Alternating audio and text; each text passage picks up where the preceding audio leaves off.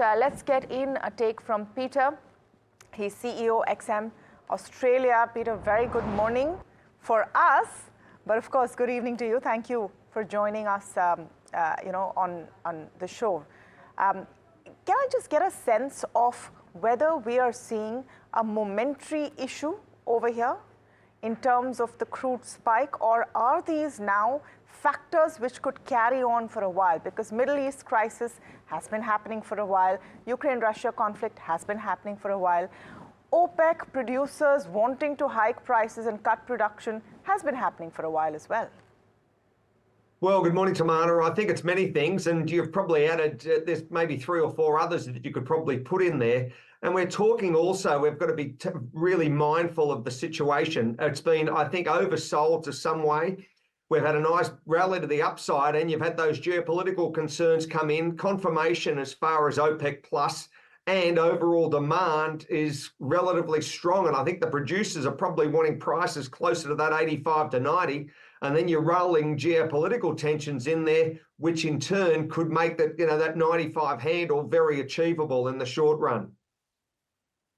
Peter, good morning, Neeraj. Good afternoon to you, Neeraj here.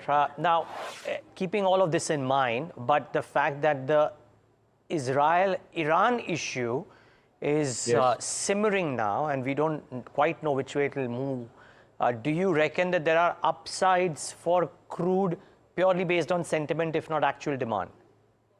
Well, I think so, Niraj. I think there's, that war premium / geopolitics is always one of concern.